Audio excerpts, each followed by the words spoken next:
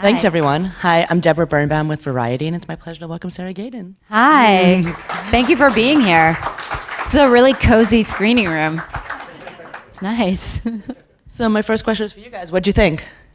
A bit intense, right? Let it wash over you. Were you intimidated at all about taking this role on? She's a very unusual character. Yeah, I think I definitely was.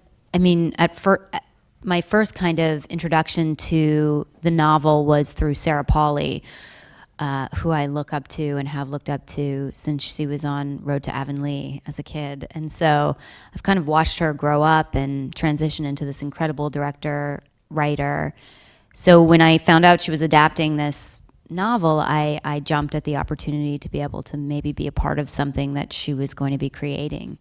And when I sat down with her for the first time, she said, I read this novel when I was 16. I tried to option it when I was 16. Margaret wouldn't let me, and I've been tracking it since then. And I think that this novel has somehow informed everything I've ever done in film and TV. And I kind of went, oh my God. No pressure. Oh, whoa. So I think I was from that moment on intimidated. Yeah. Did you get the role in that moment? Did you always know it was yours, or did you audition for it? No, I had to audition for the role.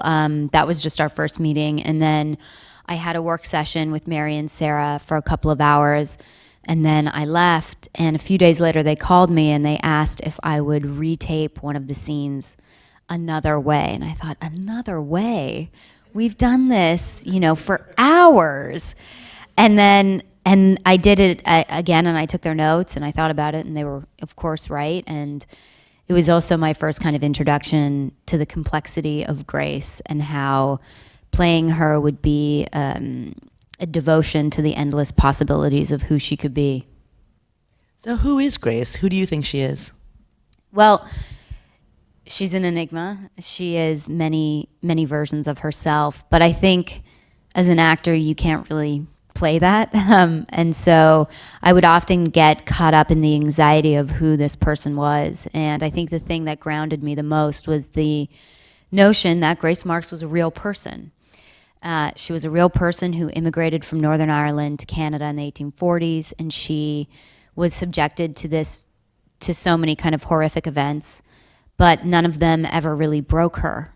And that element of survival I really connected with, and reminding myself throughout the process that I was honoring a real person's memory really helped me ground everything that was kind of heady and, ideological and not real and flesh and all those things. How did you even begin the process? Did you start with Margaret's book, or did you start with the scripts? Well, before my meeting with Sarah, I thought I should pick this book up and read it. I grew up in Canada, so I was very familiar with Margaret's work, but I had never read Alias Grace. So I picked up the book and I thought, I'll read a little bit of this before the meeting, and then I tore through the novel and read the whole thing because it's so compelling. So that was kind of how I came to the novel. And then what was your reaction when you saw, did you get all the scripts in advance? Did you see them all before you started? Yeah, Sarah wrote the whole thing. And that was such a luxury, having all the scripts before we went to camera. Although because it's so complicated, I can't imagine receiving the scripts I just don't think it would have worked. And then I had a lot of time to prepare for the role, which is a luxury in our business. There were so many layers of preparation. I worked with a dialect coach for my Northern Irish accent, listened to a lot of BBC Radio Ulster, and as many Northern Irish podcasts as I could get my hands on. I did a lot of research. I read Susanna Moody's Life in the Clearings, which Margaret references a number of times in the novel. And I read Mrs. Beaton's book of household management, which really kind of describes in a very detailed way the various roles that each person had in a household as a servant. And then I went to a reenactment village called Pioneer Village in Toronto, and I spent a week in Pioneer Boot Camp, just learning about, mostly learning my way around a Victorian kitchen, and also churning butter and learning how to milk cows, doing all kinds of stuff like that, which was useful skills. Yeah, things that I really use today. And then Mary Herron, who directed all 6 episodes, we spent so much time together in prep. I read everything out to her. I read all the scripts out loud to her, and we talked about every scene, made notes, and we spent so much time together that we really developed this shorthand so that by the time we actually got on set, we wouldn't even speak in full sentences to each other. After a take, she would come up to me and go, and I would just say, I know. And then she would go, okay. And then go back behind the monitor. And so it was, we really developed this closeness, which was quite useful. I'd imagine that's pretty unique. How does that compare to other experiences you've had on set? Well, I've worked with some incredible directors, and I'm really lucky and grateful in that sense. But I think this role is so mammoth, and it's a pretty epic part that I don't think I'd ever spent as much time with a director in prep. And I really realized the kind of value of that. I always knew the value of rehearsals and preparation. I love research and I love all of that, but spending so much time with your director before you actually go to camera is kind of invaluable in the way that we make shows and films now. It's so fast. We don't have a lot of time to find things and discover things on set. And so you really need to spend that time with your director, just, being on the same page and really cultivating this relationship of trust. And I think that we decided to play a lot of the scenes with different versions of Grace. So we consolidated kind of what our ideas were about of her were, and then we said, okay, we're not going to play this scene as if Grace is guilty. We're going to play this scene. We're going to do a take where she's guilty, a take where she's innocent, a take where she's angry with Simon, a take where she's... So we did all these kind of versions of a scene, and that requires a lot of trust as an actor, because that means you're willing to go on this exploration and allow a director to put your performance together in an edit. So it was a real exploration that we both went on. And how did you feel about the final edit? I mean, I was happy with it. I think working with Mary and Sarah was a unique experience because they're both directors, they're both writers, and they're both women, and they were so inclusive with me. They wanted to know what my opinions were when we were in prep. They wanted to know what my opinions were when we were filming, and even in the edit, they showed me, their cuts. They showed me network cuts. They were really inclusive, kind of saying, "This is the process. What do you think? We want your input," which was like nothing else I'd ever experienced before. So that was really, I think, beautiful that they wanted me to be a part of it in that way. That's so rare to have so many women in power on a set. That must have been so empowering for you as an actor. Yeah, it definitely was. I've worked with a lot of incredible female directors before, but I'd never done a project where every major point of collaboration was with a woman. So that goes to Margaret Atwood's source material, to Sally and Elizabeth at Netflix and CBC, to Sarah, who wrote and produced it, to Mary, who directed it. So it was really this force. But the show is so much about female subjectivity. That's what the piece really calls for. So I think it was very appropriate that, all of these women kind of stepped forward and created this together. You mentioned that you had to play guilty, innocent, angry. Was it important for you to have one answer in your own mind as you went into this? Or were you able to play all those different facets equally? Yes and no. I think that I have my own opinions about Grace and my own ideas of who she is, but I don't necessarily think the point of the show is to express what my opinions are of her alone. So, and then also Margaret Atwood, when we sat together for the first time, she told me it was how important it was in honoring Grace's memory to maintain that ambiguity and to not share with people what my opinions about her were. So I have marching orders from Margaret Atwood not to tell you what I really think about her. But I would imagine as an actor that ambiguity is challenging. I mean, it's what makes it so compelling, but sort of challenging for you to get into that character. Yeah, I think it was a challenge, but as I said, grounding her in the idea that she's a real person is what becomes your kind of center of gravity.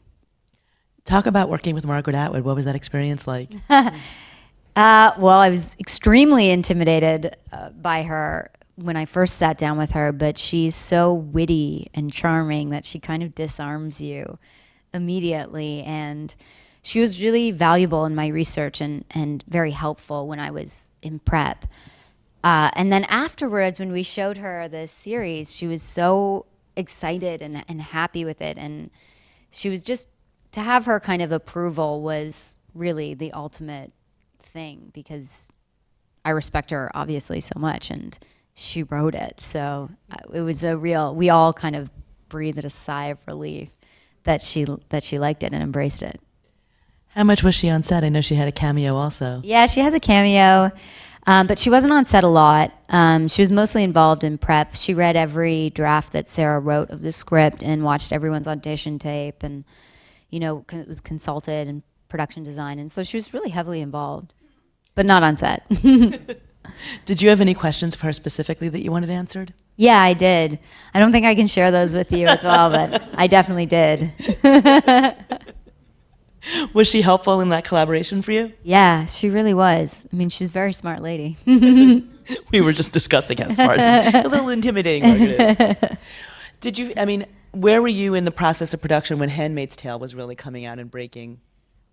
We shot Alias Grace at the same time as Handmaid's Tale, so we were both in production at the same time. And it's been really great to kind of watch the success of that show. But I think kind of going into press, I was a bit nervous that the journalists that I was going to sit down with were going to say, like, have the kind of attitude of, we've had our female show of the year, like no, we've had that. We would never do that. Right? But actually the kind of the reception has been the antithesis of that, which I feel like is so hopeful and exciting. It feels like Handmaid's Tale struck a chord, and now everybody's appetite has been, wet with that kind of female subjectivity, and now people want more. And that's the feeling of it. And it's been really great, because I think that the two pieces are connected in a way, even though they're obviously very different. But Handmaid's Tale is really this look at this dystopian future of where we are headed in terms of, or where we could be headed in terms of gender politics. And Alias Grace is this look back at where we've come from. And right now we're in this place, and we're looking around trying to locate ourselves in between these two really kind of powerful pieces. So I think it's great that they came out in the same year.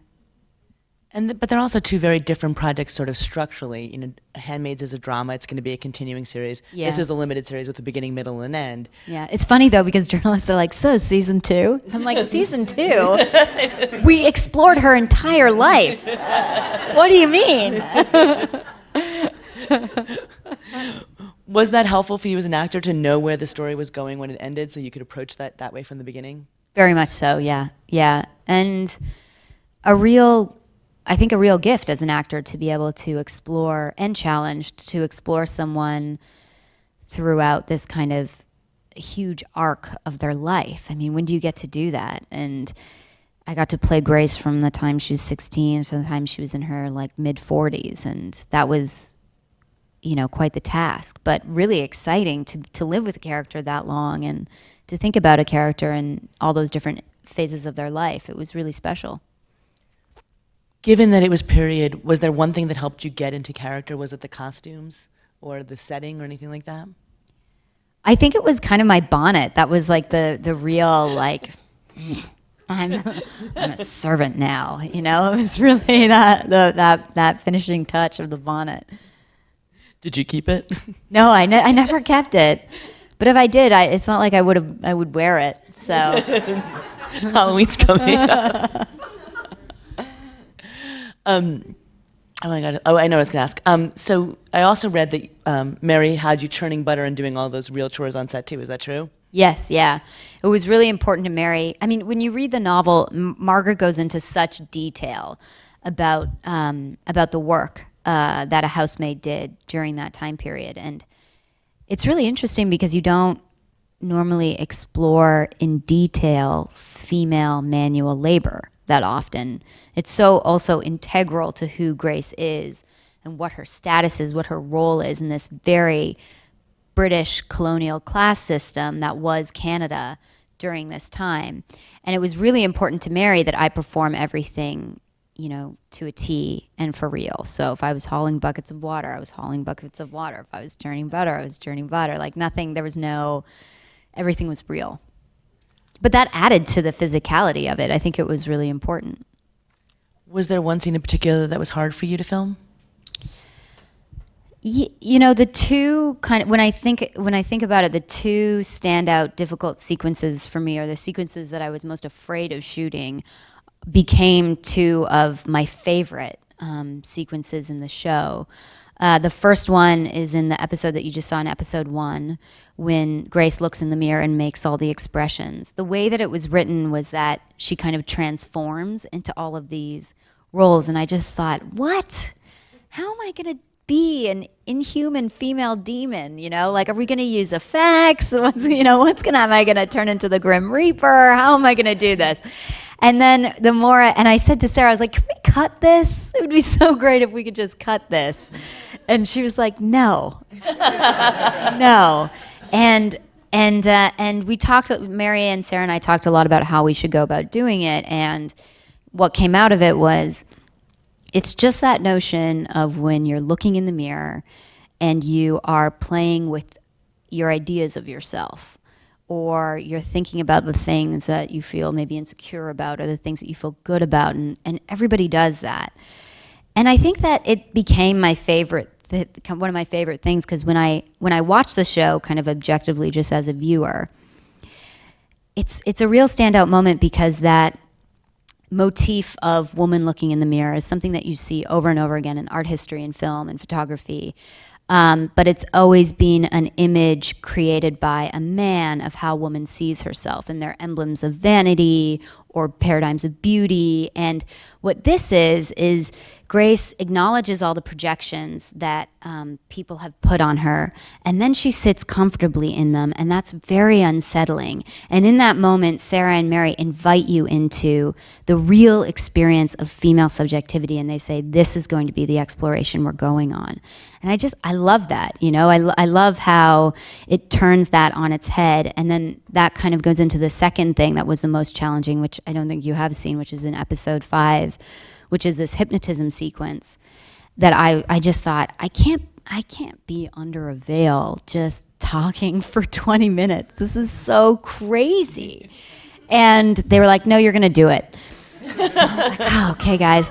All right. And again, it's that same kind of motif of the veiled woman and what that has represented in images throughout history, and how what Grace does under that veil is actually quite unsettling and terrifying, and it really claims that image back and really places it in this realm of female subjectivity. And I just think, from a theory perspective, those are kind of the things that get me going, you know, in terms of criticism. But they were the things that I was, you know, ironically the most afraid to do. And how do you feel about the final results? Of those, I'm proud of them. They feel like accomplishments, because I was so terrified of doing them as an actor. She's also, you know, she can be manipulative. She's so ambiguous. Is it hard to sort of get into that mindset of, and then how do you know, and keeping her, you know, were you concerned at all keeping the audience on her side, or is it just you're going to go out there and just, you know, do everything with no risks?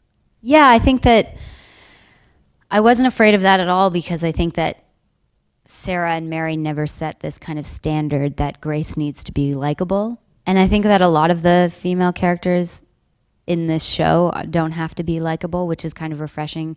Anna Paquin, who plays Nancy Montgomery, who kind of comes up in episode 3, is kind of unlovable in a way, but in the way that Anna plays her is so bold and fierce. And I think that what's so interesting about Grace is that she's not trying necessarily to be liked, and I think that's what's compelling about her. At least it was for me when I read the book.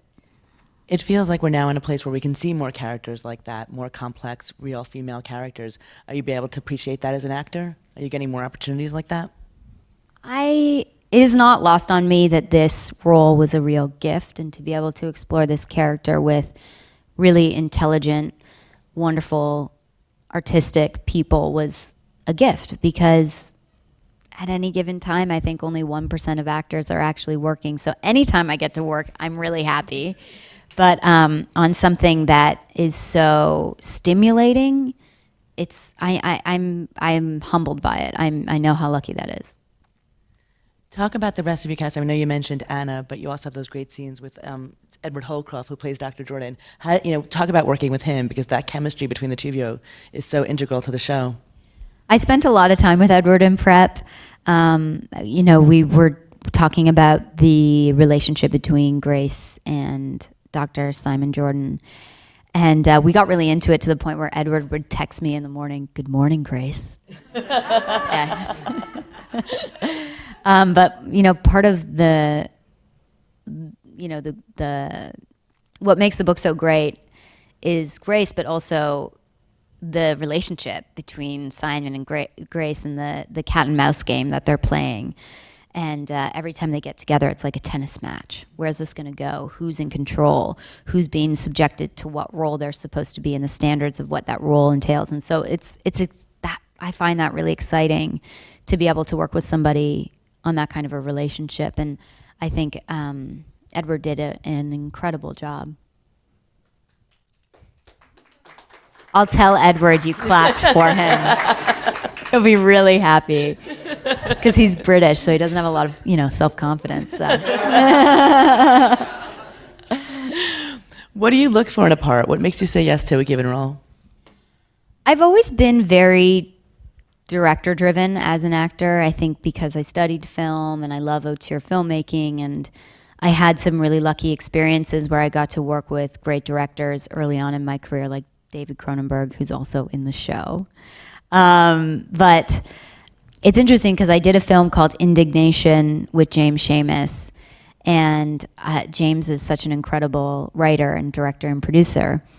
And I was sitting in his office, and he said, you're just like all those young actors chasing directors. He's like, you should really chase roles. That's what you really need to focus on. You really need to chase some roles.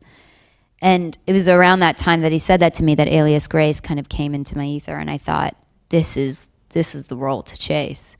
So I think I kind of oscillate between those two things, chasing directors, chasing roles, Did you always want to be an actor?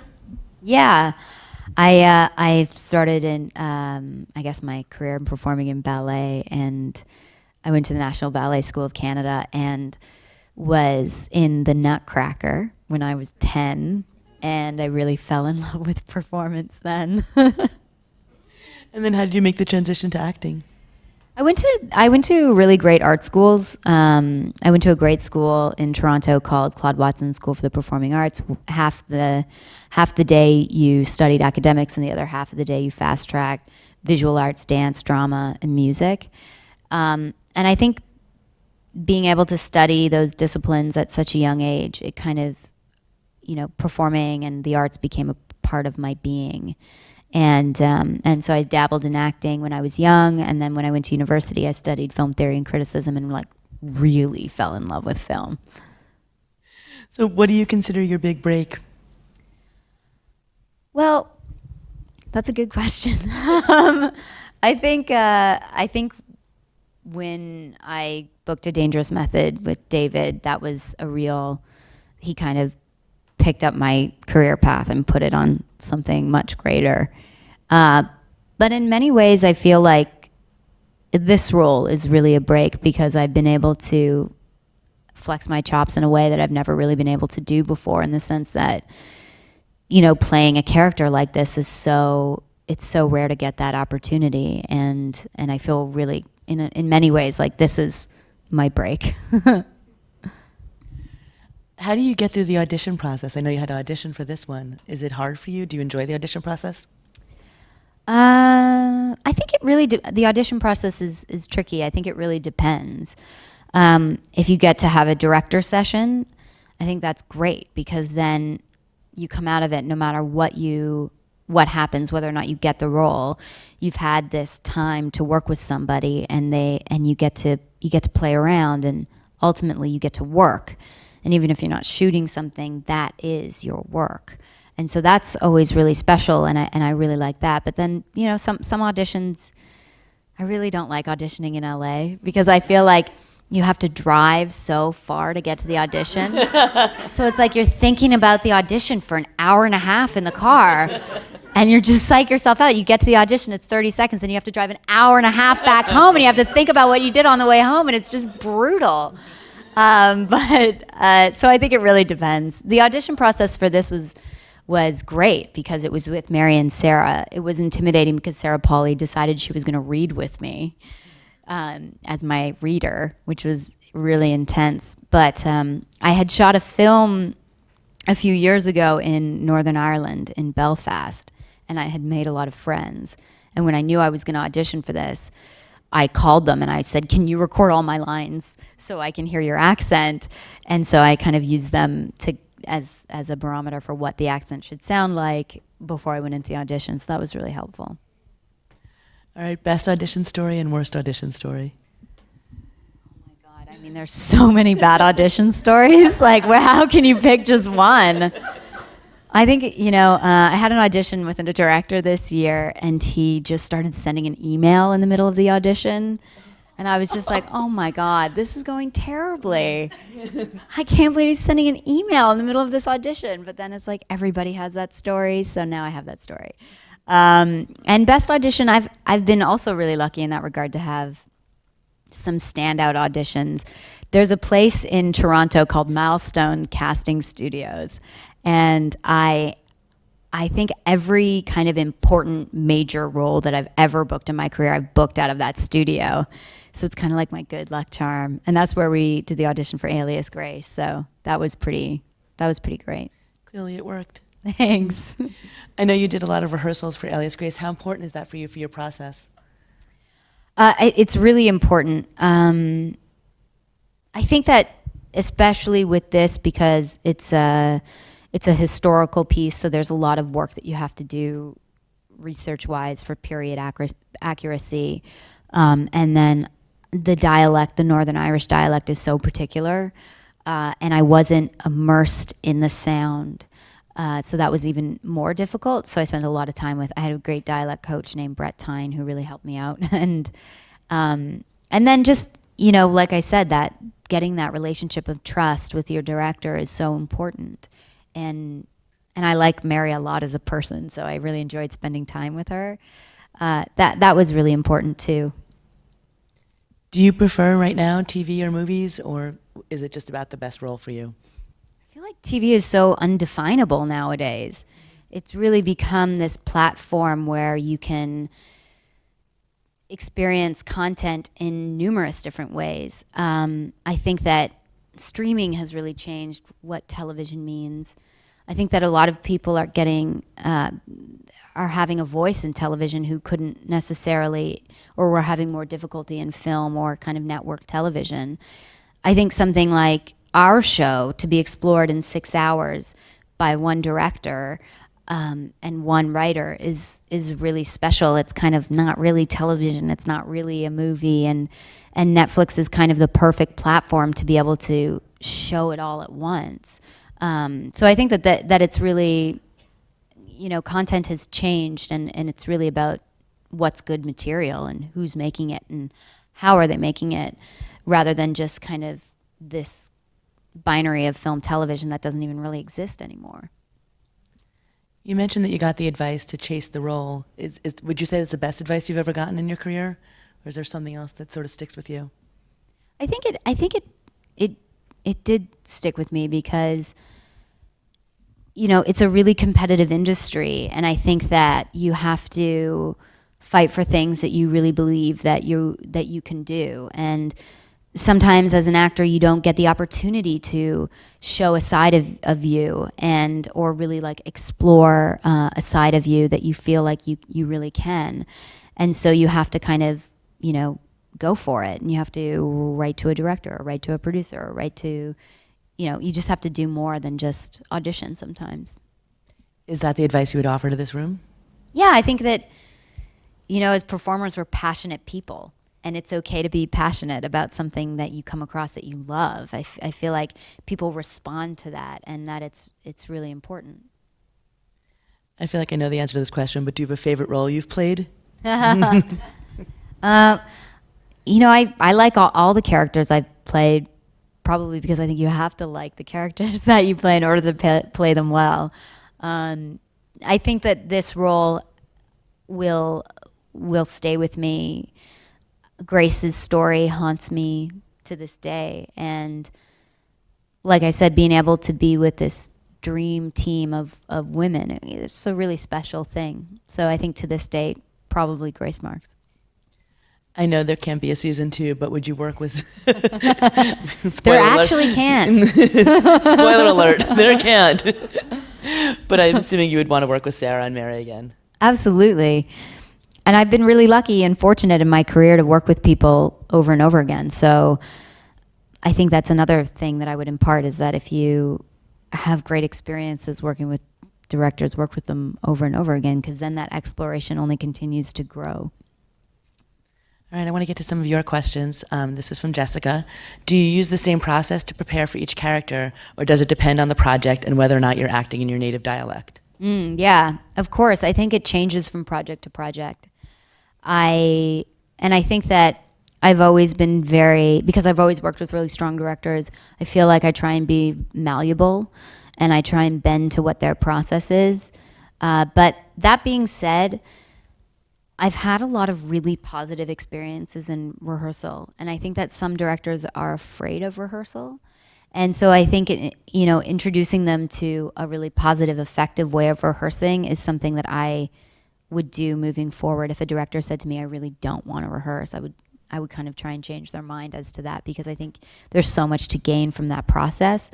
And then, of course, dialect to dialect, it changes, and there are different things that you have to do. But I've always been very research-based. I love researching, and I love going to source material. Like, I think reading Susanna Moody's Life in the Clearing was so helpful to understanding what the, dominant ideology was in that time, more so than just reading Wikipedia or reading an account of it. It's like you have to go to the source material in order to get a real understanding of what it was actually like. Is that something you're going to take forward to your future projects? Yeah, I think so. Yeah, absolutely. And then this is from Gita. Anything surprising about working with Mary and Sarah? I made them one person. They kind of are. I think I think that I was surprised at how tough they would be. Tough they were on me, in the sense that there were no concessions to anything. If I found anything challenging or anything, like I looked at it and I thought, there's no way I can do this, they never kind of relented. They were like, no, the bar's here. That's where the bar is. You can get to the bar. The bar's not coming down. And they were really tough in that way. And I think I was surprised by that, because they're so lovely. And they kind of do it in a lovely way too. They kind of just say, no, you're going to do it. You're kind of like, okay. Well, you certainly delivered. Thank you so much. Thank you. It's been a pleasure. Thank you very much for coming. Thanks to all of you for coming. Thank you.